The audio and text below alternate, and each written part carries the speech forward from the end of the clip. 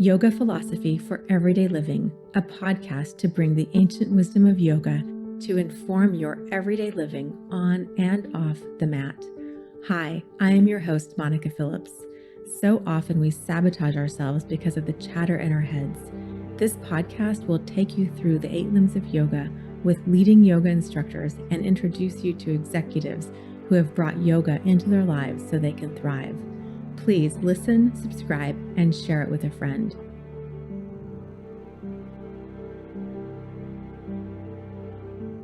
Welcome to Yoga Philosophy for Everyday Living. I'm so glad to be here with Melissa Townsend. Welcome to the show. Melissa Townsend is an artist, author, psychic, and astrologer who lives in San Francisco. And she's been practicing yoga for more than 35 years. She studied Sanskrit for over 15. And I came to know of her through her meditation deck, Yoga Sutras of Patanjali, which is this incredibly beautiful artistic depiction of the sutras for meditation, which you'll get to tell us more about. She's also translated the Yoga Sutras through painting since 2011, and they have been put together into 2 books, Yoga Sutras Book 1 and 2 in full color. She also has YouTube videos on astrology and the tarot decks as well. And ultimately, what I love that you say, Melissa, is that everything you do is the product of asking these 2 age-old questions: who am I and why am I here? Which is a perfect way to get into what this is all about, which is throughout this podcast, I've been interviewing guests on the 8 limbs of yoga, which is one way of looking at yoga for sure. And the last 3 are dharana, dhyana, and samadhi, which is what I would love to ask you about first. We talked a little bit about this. Help us understand what these words are and how we experience them. Dharana and dhyana and samadhi are the last 3 limbs of yoga. Dharana is usually said concentration and contemplation. It's picking a point and focusing on that, putting your attention on a point. And then dhyana is the continuation of dharana. It's keeping the attention is maintaining the flow of attention on that point. So you pick a point, you keep your attention to the point.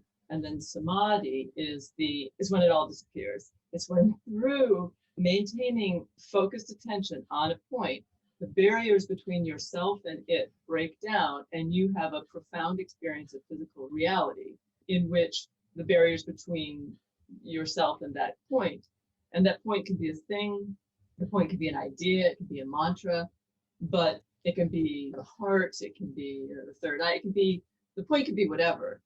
But the idea is to keep the attention going there and then lose your sense of self through focus on that point. Lose that sense of that small self inside to have the barriers break down. And that's samadhi, which is then an experience of absorption. And if you're meditating, it's a meditative absorption, a transcendent meditative absorption that can have a lot of different levels. In the Yoga Sutras, they list in book 1, it begins listing, there's sampragnata and asampragnata samadhi, which is the with the focus and then without. And then it breaks down the sampragnata samadhi, the focus samadhi with the focus, breaks down into 4 levels, and each of those 4 levels breaks down into 2 levels. But the idea being that, for example, the first level, vitarka samadhi, theoretically, at some level, even if you're really focused on something that you're working on and you lose yourself in that is a kind of vitarka samadhi. That is like the first level when you lose that sense of yourself due to being focused on something. We had talked about the movie Soul, and there's that scene in the end where he's playing his piano and he enters the next dimension, this sense of ease and flow that allows you to transcend the thing you're doing. Would you call that? That would be like the vitarka samadhi. Again, samadhi has all these different levels. So the degree to which you transcend and lose a sense of yourself and become absorbed in a larger experience of reality can vary. But yes, that would be a type of samadhi. And then in book 3, which discusses the last 3 limbs, those 3 combined together, dhyana, dharana, dhyana, and samadhi. Together, those 3 are called samyama. That's a technical term for the application of those 3. And it's just a term that makes it easier to say, if you focus on this and then keep that focus, dharana, dhyana, and then experience samadhi, this will happen. If you focus on that, that will happen. Because a lot of book 3 goes into the siddhis, into the powers, and each of those is related to having a particular focus. Tell me more about that. So is this like in visualization, visualizing the outcome you want to achieve and focusing on that so that will happen? I don't think it's exactly the same thing as that. The only way that it could be thought to be the same thing is because visualization, only if you then have a samadhi experience, if you lose that sense of yourself. A lot of the times visualizing on a desired outcome has a lot of ego involved and a lot of I want this, I want that. Anytime that's involved, nothing's going to happen. Something might happen, like in terms of visualizing a desired outcome. There are certain desired outcomes that are going to happen and certain ones that aren't. So, but the visualization, the meaningful aspect of it that would be like that application would be only to the extent that you allow yourself to focus on it and then kind of on some level lose focus. You keep the focus, but samadhi is a kind of maintaining focus and losing focus at the same time. So that only works with visualizations if you reach a point where there's no longer a sense of self and you just feel without ego, without desire, without anything, you feel something or you have some experience from having been focused, but you can't be hungering after that desired outcome. So the fact of desired outcome is already a problem. Ultimately, in the sutras, we learn that that desire has to disappear in Right. order to reach samadhi. And Right. it's letting go of the outcomes. And we were talking about before, life is the thing, not the thing that you do, but the process of being. That's the hardest thing for all of us. That was a really wonderful message, I think, of that movie Soul, that life is about life. It's not about what you do. It's about being alive. I love that scene where he's talking. He says, well, so what happens next? And she tells the story about the young salmon asking, I'm looking for the ocean. And the older one going, you're in the ocean. And he's like, no, this is just a lot of water. That's it. There's a great Rumi quote too, the wave, being the wave and then going back into the ocean. The wave is still there. It's just changed its form to be the ocean. Another Rumi is the guest house is my favorite Rumi. This life is like a guest house. You're welcoming one guest after another and welcome them, even if they come and steal everything you have and bring a bunch of sorrows, that each one is just there, a messenger from beyond. It's about accepting what happens with a kind of joy, whatever it is. Seeing the gift in everything. And also the sense of everything is temporary. These experiences we have are temporary. Even this experience on earth is temporary. My son is creating a Tibetan mandala in school for art class. And I thought, like, that's so cool, like the sense of creating something so intricate and then letting it all blow away. It's here for now. Like, we get to borrow these experiences in life. I think it's so hard to really comprehend that. So it's good to do things, make the mandala to know that. But there's so many things that you think about if I were to die. But the fact of the matter is, we all think about our lives. We do think about our lives as if we're not going to die, but we actually are. It's just so incomprehensible. And the notion that this, whatever it is, this is it. And this is exactly what it's supposed to be. It's so hard to really experience that and live for what it is and not for what you're trying to make it, and for what you're hoping it's going to be, and for what you think it's going to be, and what you think it should be, and what you expected it to be. That's all chitta. That's all the stuff that we're carrying with. That's all that internal dialogue, all that stuff. That's Yeah, I was telling you how everything I learned from yoga philosophy is coaching. And as a coach, I notice that when my clients are in this stuck zone, it's because their current state does not meet their expectations and there's discord. My yoga mentor, Tiffany Russo, she did this great exercise with all of us, like, what is the pose that you had to let go of? How did that make you feel? And gosh, probably even 4 years ago, I was doing back walkovers and handstands. And now I don't need to do those. And my body doesn't really want to allow me to do those. And I think I'm pretty good in Shavasana. Have I become comfortable with letting go of this pose, which seems so silly. And yet we attach ourselves to, I am Urdhva Dhanurasana. No, I'm not. I'm Shavasana, completely letting go. There's nothing like aging to help make that happen. And appreciating it. That's definitely been a lesson for me, or it's kind of like ongoing. I used to be for years. I mean, I was one of those people who did all those amazing things. And then starting at a certain point in my 50s, so I'm 61. Oh, so I developed severe arthritis in my left foot. So that has an impact on everything, on doing everything. And then your body just does other stuff too. That this is the other thing. I thought that yoga would protect me from all that. It's sort of in the literature too that yoga is going to protect you from all that, but it doesn't necessarily. And also, that is also part of it, letting go of that whole notion that philosophy is protecting you from expecting it so that you can enjoy what you have now. It's different. Right. Every day is new. That's something that's guaranteed, that every day will Right. be new. I would say you're rocking 61. Thank Way to you. go. Yoga definitely contributes to some sort of cellular regeneration and growth in ways that we don't always see. We were talking about my experience with my grandmother because of samadhi, and I asked you, I had this experience, I've shared this before, that grandmother came to me before she died. I was in a really great spiritual place. I was very much at ease with myself. And she came, a robin landed on the fence and the wind blew through the redwoods. And I was at a friend's house at a party in 2014. And I heard her say, I want to go. I want to be free. Can I go? And then my father called the next day to let me know she had died and that she had shared these words with him.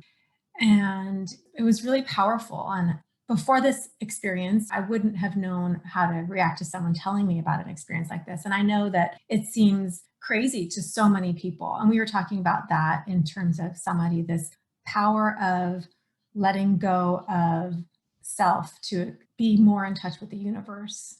The experience that you are, again, back to the definition of yoga. Yoga is the restraining or the control or the limitation of the chitta vrittis, the constant turning, the constant activity of the chitta. And chitta is usually translated as mind, but it's really much more than mind.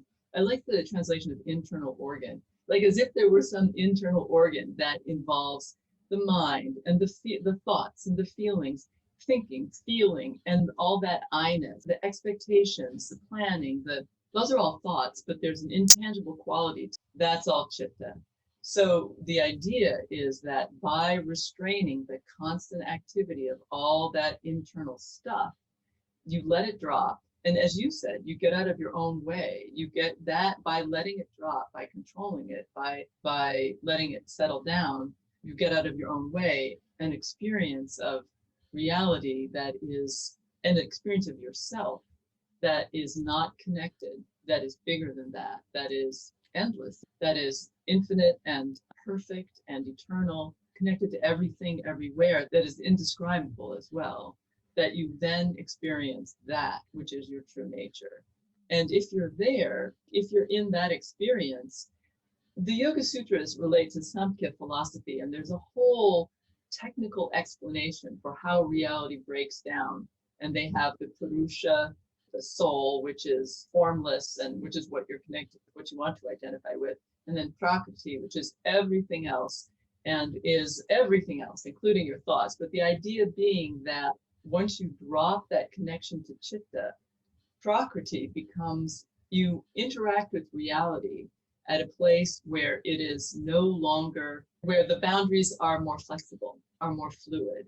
On some level, they're non-existent. All of it, everything that exists in Prakriti is Prakriti. So it's all just different configurations of the same energy as one, or the same elements. They actually break it into the three, Rajas, Tamas, and Sattva. So once you get out of your own way, you can experience, not only you can experience yourself, and reality is much more fluid, and experiences like the one that you described are not at all unusual. My day job is as psychic.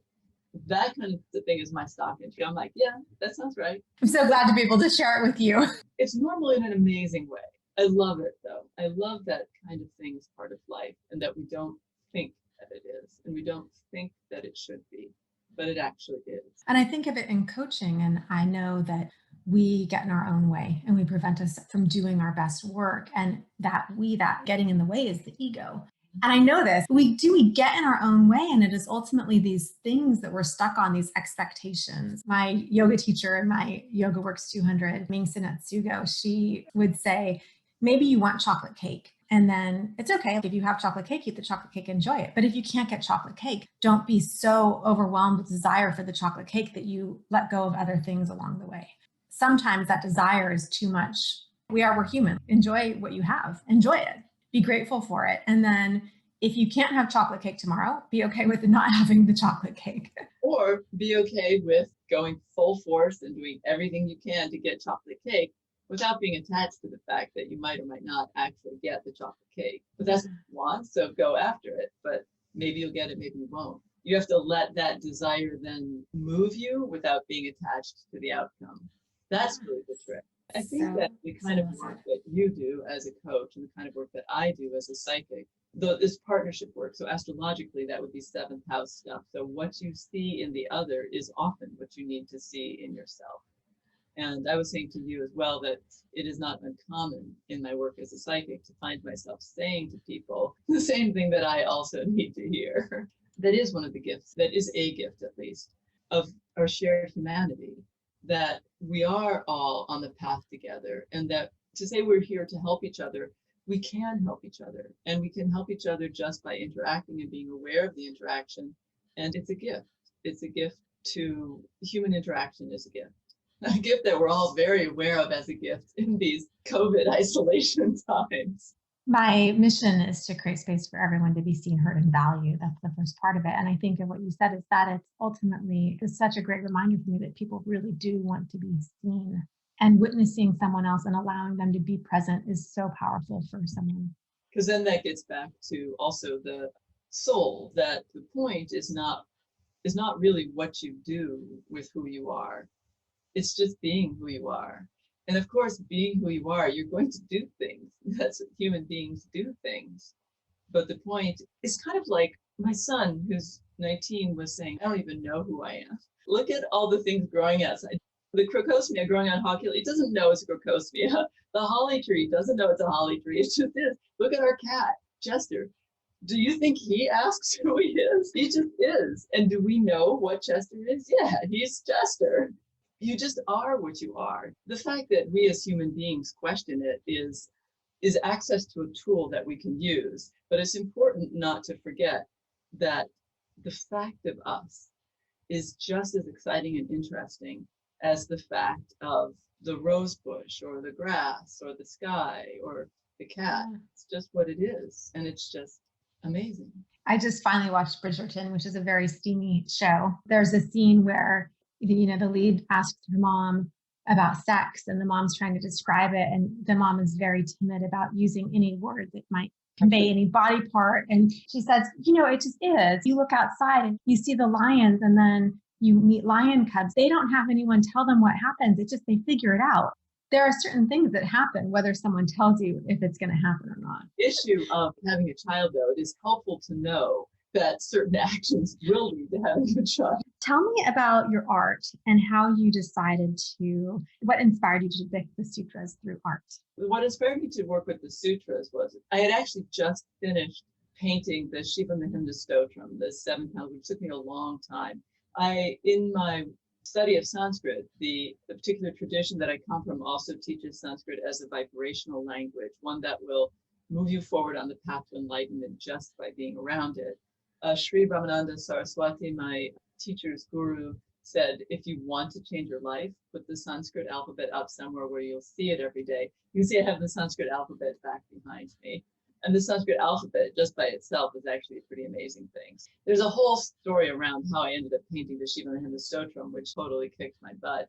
But I had just finished painting it, and it was a late spring day in 2011, and I was cleaning my desk upstairs. I suddenly had this realization I've had it all wrong about the Yoga Sutras, which I had never liked. I started to like them a little bit more because I read them in the course of Sanskrit study with Dr. Sharma, but nonetheless, even though theoretically I understood them better, I still had the feeling my working idea was still related to what many people in the yoga community in the United States think, which is that the Yoga Sutras are the yamas and niyamas. You know, there are a bunch of rules about do this, don't do this. As a former Catholic, a bunch of rules was not what I really was at all interested in. Suddenly I realized that I had it all wrong about the Yoga Sutras. They weren't the 10 Commandments on steroids. It was a mind training manual. And prior to that, actually, what happened was I suddenly realized that my mind never stopped talking to me.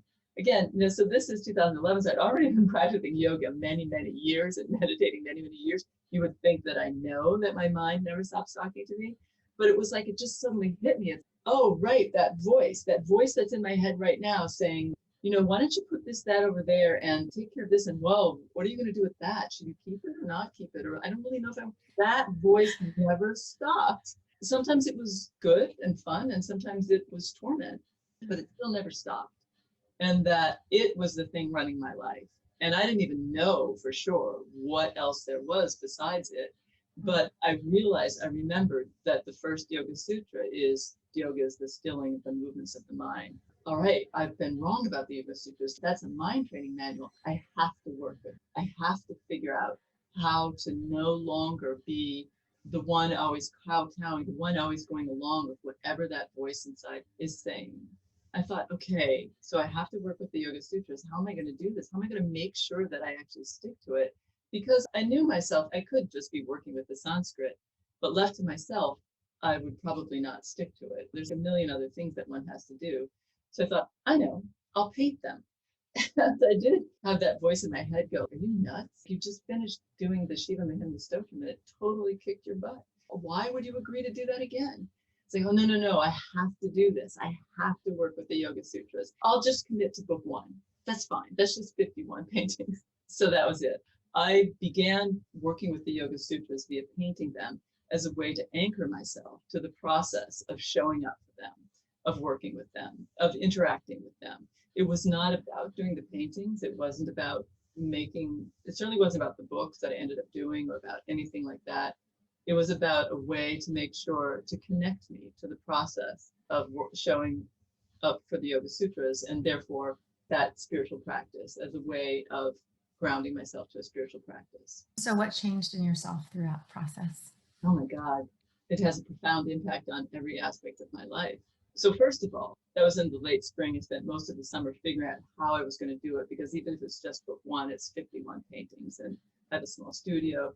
I started painting them several months later in the fall with actually this one. The first sutra is Atta Yoga Nushasanam, now the teachings of yoga. And the next one, Yogasthita Pritinirodha. Yoga is the restraining of the activity of the chitta. I had big plans for that one. I was going to go to town. I was going to really show everyone what a good painter I was. I was going to build up this center part into like a really deep thing. Anyhow, I sanded it down. I realized then that all it needed was that gold dot in the center. That actually really freaked me out though. The process of working, I was not the one in charge. I had big plans for that painting and that was not what the painting needed. And the whole process of working with book one was powerful and transformative in that way of the letting go and the paying attention to whatever it was that wanted to guide me through the process. I felt as if the Yoga Sutras were leading me by the nose. So I guess my answer is actually each book has been different in terms of how it has changed me and changed my life and what I've learned from it. But it's been powerful to have a practice, to have the practice connected to something that you love and that you love doing. I wouldn't say it's always easy. 9 times out of 10, I felt like I was failing and I was going to fail and I didn't know what, even if I'm hearing this voice telling me what to do, which at first depressed and made me feel depressed and anxious because this wasn't what I thought I'd signed up for.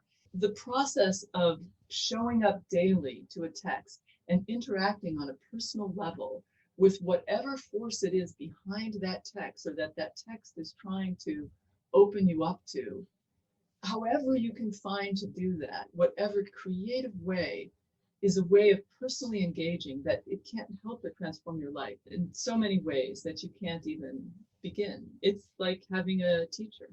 It sounds like you were practicing dharana, dhyana, and samadhi through the process of painting each of the sutras. Yeah, and I'm working on book 3 right now. I'm part of the way, most of the way through the paintings of book 3. and working on that book too. So yeah, the process continues. Is that the original that you showed us? No, the original is 16 by 20, one of the cards from the book, right? I was wondering how you painted them originally. So they're in larger format. So that was, again, I had to figure out, they all hang together. I could share the screen and show what they look like somewhat together. Have you done an art show with these paintings? I've done shows with each of them, each of the books when it finished, and with one, did a show a couple shows partway through too. I've shown them a few different places and sometimes in galleries, but mostly because when I decided to do this, to work with the Sanskrit, and especially first with the Shiva Mahima Stotra and then with this, there was other work that I was doing as an artist that would have been more art world appropriate.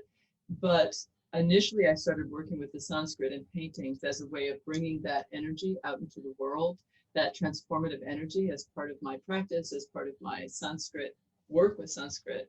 At a certain point, actually, I was going to go in a direction that I knew would really fit well in with the art world and would be a way. That was how I ended up finally finishing the Shiva Mahima Stotra. A friend who's a lawyer asked me if I would do some work for his office, and he's a criminal defense attorney. So most of the time he's defending people who have grown up in gangs, really had a bad life, and are accused of sometimes very serious crimes. So I did a Shiva painting that was, you wear snakes and cover yourself with ashes and hang out in funeral grounds, and everything that everybody else despises and finds disgusting, you accept. So, O Lord, you cannot turn away from me, because I too have been abandoned by all of the groups of gods and demons. And so my friend is representing people who've been abandoned by all of the groups of gods and demons. That moved me back towards painting the Sanskrit. And this is all just to say that most of the time I show the work in yoga studios and places like that, because those are the people who are initially, again, when I started doing book one, it was just a way for me to work. I did sort of think in the back of my mind, maybe I'll create a meditation deck. But when I finished book one, a friend of mine, I had these reprints. He was like, why don't you do a book? Why these little cards? Do a book. So I did a book. When I finished it, I realized I wasn't supposed to just keep it all to myself. I was supposed to share it. But the idea is that the paintings themselves are an intuitive gateway into the sutras. The paintings are not illustrations of the Yoga Sutras. They are the Yoga Sutras. I had a powerful interaction that they are the Yoga Sutras as art. The Yoga Sutras themselves told me, this is the kind of thing that sounds crazy, the same way that you say your grandmother came to you. The Yoga Sutras themselves dictated to me what to do. They are the sutras manifest as art. So they are an intuitive gateway into the meaning of the sutras. So for people who have a hard time reading or understanding the Yoga Sutras, because they can be intimidating, they're in Sanskrit. You have to read a translation first and then a commentary, because the sutra form is so compact. It's like a mnemonic device, combination of haiku and PowerPoint presentation. So it needs to be explained. They usually don't have verbs also, most of the sutras. And each one is like a PowerPoint presentation. They have the points, and there's all this other stuff that's supposed to be part of it that is assumed that either you know, or the teacher who is giving you the sutra is explaining to you. But for many people, that's a barrier to entry. And the fact that they do relate to another philosophy, and it's foreign and it's old, that showing the work, the primary reason for it has been to open up connection to the Yoga Sutras to others. I absolutely love this word access, and I think about it a lot. Like you, I'd been practicing yoga most of my life. I grew up with hippie parents and was familiar with it all of my life, and then started practicing at 21 in a studio. I'm 47. So yeah, most of my life I've been practicing yoga on some level, and it's just evolved. It wasn't until 2017 I went to an ashram for a week. Incredible experience. It was there that I actually learned what letting go meant. I was holding on to so much. I was holding on to needing this. I actually love Steph Schneider's classes, which is how I learned about your work. And I would go to Love Story, and I would go even before that to Ocean, the studio in Ocean, all about this hour-and-a-half sweaty yoga flow that left me feeling completely like I had worked out, and then I had relaxed, and it was amazing. And that was not the yoga we were practicing at this ashram. It was morning meditation. It was a lot of internal work. And I was, hold on. I'm not going to get a workout. I need to go for a run after the yoga because I didn't even sweat. It was on day 3, I went, whoa.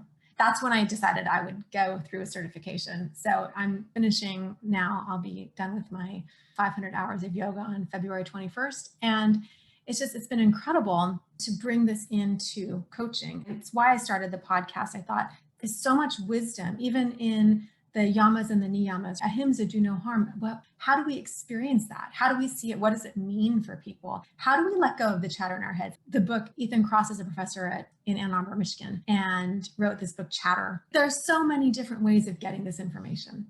And so I like to bring it back to this ancient wisdom that infers how we live today still. And these things that we say, mental fitness, something I coach on, comes from Yoga Sutra 1-2, Yoga Chitta Vritta Narati. It all comes from there. And so these ideas of how we experience it can't be experienced unless people have access to it.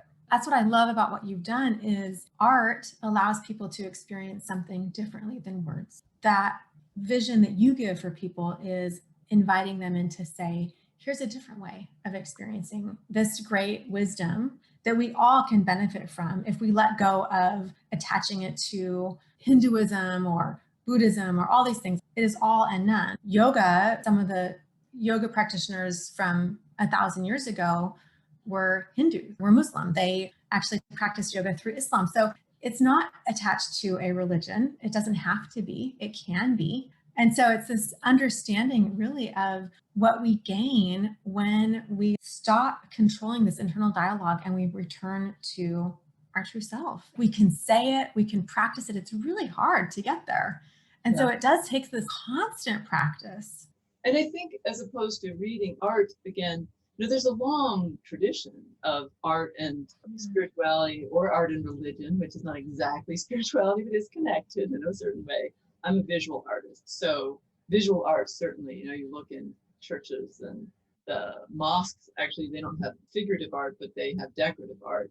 So there's a long history of art, visual art, connected to spiritual practice on some level, but all different kinds of art, music, dance, sculpture, every art possible. There are deep connections between art and spirituality, both in terms of as a vehicle for spiritual practice, but also as something that is created as an aid for spiritual practice. As a young person and as a person who went into art, the art that related to spirituality was always the art that I was most interested in. Art has the capability of bypassing all of that sort of rational, I'm going to make sense of this and get to it there myself. It has the potential to do an end run around all of that stuff and move you to an experience just because it moves you, just because the experience of beauty, the experience of something that you find that resonates with you as true and as something that, without you exactly knowing why, whether it's because it is something that appears to be a visual, literal representation, which still has artifice involved in its creation, or whether it's something that's abstract. And again, now I'm talking about visual art, something that creates an emotional response in you, opens you up to that, some version of that samadhi experience, not the same degree as when you actually focus and meditate or when you have that focus yourself, but it opens you up to an experience of something bigger than yourself, of breaking and stopping all that chatter. That sense of recognition and the feeling that it brings up is like a gateway into a spiritual experience. It's that for the viewer. And if you set out to, as I did, time in my studio then became spiritual practice, then also the experience of opening yourself up to be the vehicle for something to come through you. You get to experience it at both ends. In the making, you, by intention and focus, you open yourself up to that experience. And then also the result is an expression of that, is that experience made manifest. It exists on that middle ground between the spiritual, the unmanifest, and the manifest. I love this sense of allowing it. I know so many people who want to share their story, write a book, create something, express themselves creatively, but they're stuck Is there something we can learn from the Yoga Sutras, like you shared, and allowing it to come through you to connect to our creative way of working on something? Again, I would say the answer is the thing that made a difference initially was that I did not set out to work with the Yoga Sutras via painting them because I envisioned sharing it with the world, or I envisioned making a book, or I envisioned having a body of work. I set out to do that, to work with the Yoga Sutras. And this was the best way for me as a person to be sure that I did it. Once again, the point is to find a way to engage creatively with, for me, it was the Yoga Sutras, but it could be anything that seems like a lifeline, like a potential lifeline to you, to an experience that you want to have, a spiritual experience. It could be any text. You just want to find some creative way that's personal to you, that's meaningful to you, to show up for it, and then let it guide you. That's sort of an answer. You can do this too. You can do this too, not because then it will help you do the book that you always wanted to get out into the world. You can do this too. The experience that you want is not necessarily getting the book out into the world. The experience that you want is to show up for the teacher, whether the teacher is the Yoga Sutras or the Bible or the Quran or whatever it is. Both sides, both you and the teacher, want to connect. They want, whatever force it is behind the yoga, they want to interact with you. That's what it's there for. It's there to help show you the way, to be a bridge to an experience of yourself as bigger. And that's what you want. You want the experience of yourself as bigger. You don't want the book out in the world. You want to feel that you are perfect, whole, and complete. And a lot of people do want the book out into the world. And so it's in that process of letting go of the outcome. But if you feel perfect, whole, and complete, the book out into the world either just happens or doesn't. Completely. I was thinking as you're talking, I coach a lot of business leaders, executives, entrepreneurs who are creating things that don't exist yet, this idea of innovation. And I was thinking of Simon Sinek, the power, like starting with why. Ultimately, in this process of creative exploration, is why am I doing this? How will it help me? Who is the teacher? What is this all for? And because not for the outcome, but for the process of experiencing it. And so it is this sense of what do I want to create? I forget it says like, don't die with the story stuck inside of you. Do you have a message worth sharing? What is that message and how do you express it? Is it innovating to create something that doesn't exist yet? Is it something else? And so knowing what your why is and then how you connect to that. The movie Soul, which is, we want to do something in the world because it's from a kind of pure I-ness. We want to connect as human beings. We want to say, here I am. I was here. I saw this. I did this. Look at me. Look, I see this. We all want, there's nothing wrong with that. There's a purity to it as well. But the fact of us being is more important than what it is that we put out into the world to have that. This has been so interesting, learning about dharana, dhyana, samadhi through art, the integration and connection and the opportunity to transcend through this process. What are you working on now that you want to share with us? I'm working on the paintings for book 3, the Bhutipada, and most of the way through them. I will have to finish, so I'll finish the paintings, and then I've already started working on the book as well. And I just put out the meditation deck for book 1. I did have the books for book 1 and book 2. I can show the books. There we go. I can show them. There we go. Book 1, book 2, a proof copy. And then I just did the meditation deck. And I want to do a meditation deck for book 2 also. But book 3, so I'm working on book 3. Book 1 was transformative and transcendent, and I was in love with the Yoga Sutras at the end of book 1. And I couldn't wait to do book 2, dive into book 2. Book 2, partway through, started to really irritate me. All those issues that I'd always had. But book 2 is called Sadhana Padaha, which is on practice. And so much like practice, you just keep doing it. And then even when it feels like, what is this? And then you find that you're somewhere else, that you have, without quite knowing how it happened, that something has happened. Even when it didn't seem as magical as book 1. The paintings in book 2 really were teaching me the Yoga Sutras. So At the end of book 2, I wasn't really sure if I was going to do book 3 because I don't know. But I realized that I'd already done the first painting for book 3 while working on book 2. And book 3, each one of the books I've learned something, both tangible and intangible, something specific and larger than that has to do with the title of each of the books also.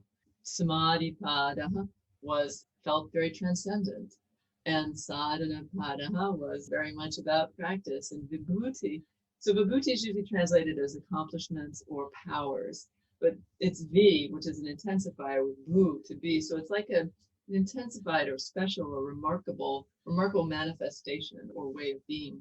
But I would say that the lesson there is very much, if you think you're doing it, it's not happening. I'm on that journey.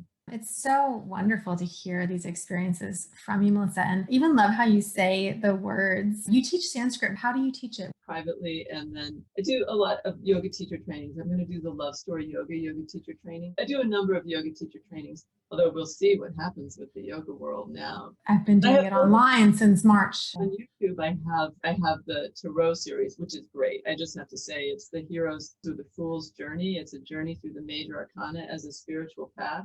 And it brings in a lot of philosophy and mythology. And so that's really good. And I have astrology. I also have Sanskrit classes online, and I have Yoga Sutras stuff. When I put out the meditation deck, I said in my notes that I would put out correct pronunciation videos, really short videos with correct pronunciation of the sutras, so that you can learn to chant the sutras yourself. If you're using the meditation deck to meditate, you want to know how to say it correctly. And it's not, I need to watch that. An American woman, so there's going to be certain sounds that are never as perfectly made by me as they would be made by somebody who grew up making those sounds.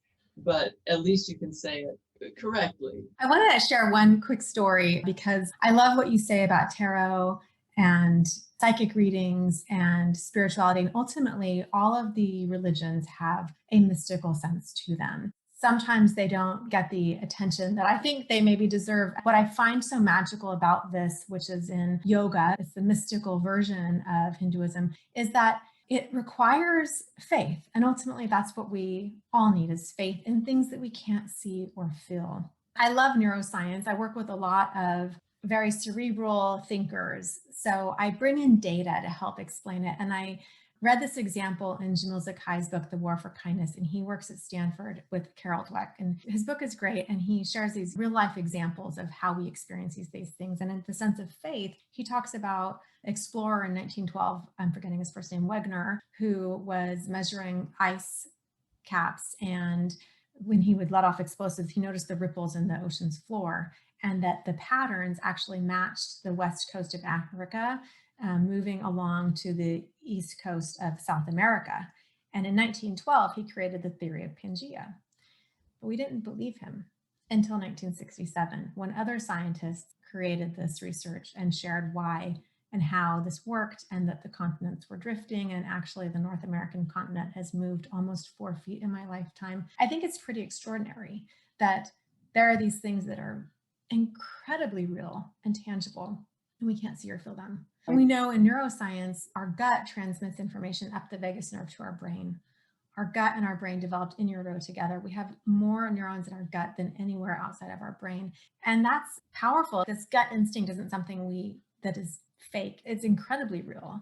And that's what I want to invite people in this process of understanding the journey from dharana, dhyana to samadhi, that maybe it sounds crazy. Oh, mystical, magical, doesn't really exist. It's not concrete. It's more than that. It's actually the concrete, the things that we hold on to, these physical properties get in our way of noticing all the other stuff that's around us. And on some level too, the whole notion. So Samkhya has a whole series of technical terms and a whole philosophy built around explaining reality. And you could argue with that if you want to get, but on some level too, it restates, it is consistent with the notion of reality as on the atomic level, there's more space between, on the atomic level, space between the matter. In the New York City, there's I forget what it's called, the something of the universe, but there's a great big circle, a sphere. And that would be, the sphere would be the sun compared to the Earth, or, they compares it to different things. But the final one is that if that sphere is hydrogen atom, first atom, that's one proton and one neutron, one proton, one neutron, one electron. So there's this huge sphere that's several stories. And then there's this little teeny tiny dot, not any bigger than, you can't even see it, little tiny dot. And that's the size of the proton. So all the rest of it's space. The idea that matter is the feeling of matter being so fluid in that way, consistent with the view in Samkhya of Prakriti. Somehow I didn't think I got that as completely as I meant to. That's so powerful to think of it that way. So I appreciate that example. It's been such a pleasure talking with you. Thank you so much, Melissa. All of the links to find Melissa online are in the show notes, and we can't wait to see you again. Thank you for joining me for Yoga Philosophy for Everyday Living. Please learn more about our guests in the show notes and check out their awesome yoga classes. Subscribe, like, and share this podcast with a friend. And please send me your feedback. I would love to hear from you. You can learn more at sparkpluglabs.co.